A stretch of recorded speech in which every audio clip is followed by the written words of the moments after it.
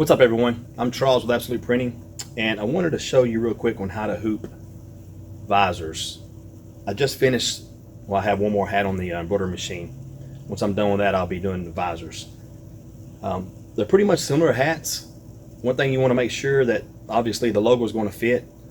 I always do an outline just to make sure. With this visor, it's not going to be a problem because it's just one word for the restaurant. But I'll show you how to hoop this right quick. That way you'll know. Got your hoop. You go over here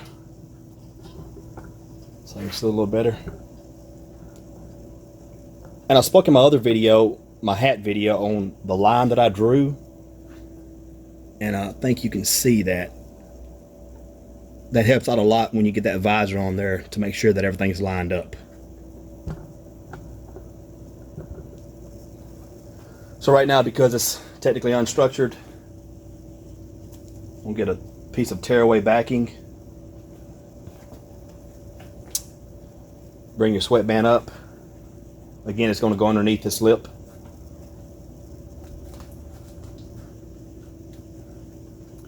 Like I said before, I always put the hat or visor a little bit to the left because when you pull it tight, it's going to move to the right. So once I get it on here with my left hand, I bring my right thumb and pull the backing or the back of the hat down to keep it tight. I bring this around the visor, clip on the right hand side. While I'm doing this right here, I'll make sure this is lined up as best I can. I can tell it's off a little bit.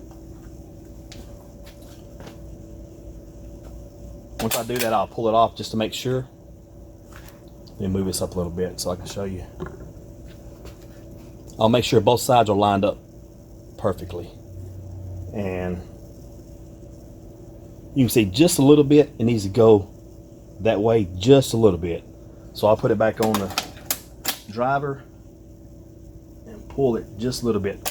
Like I said before, you want it snug, but I don't have mine so tight where I can't move the hat or visor, because the last thing I want to do is be pulling it off and on because I need to move it just a millimeter or two. So that looks about right. There you go, and I'll put the clips on right quick just to be on the safe side.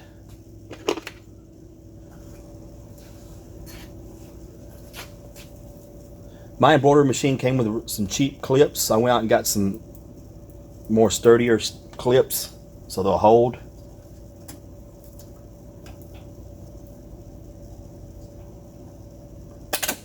Sometimes these little, I don't even know what they're called, sometimes they'll come loose. Make sure they're tight. A little bitty nut right here. You don't want them getting loose. That's about it. Like I said, one thing you really need to worry about is doing an outline on these right here, just to make sure it's centered, left to right, and top to bottom. Alright, if you got any questions, let me know. Like and subscribe. Like I said, I'm going to be doing a lot more of these videos to help everybody out, including myself. Thanks. Have a good one.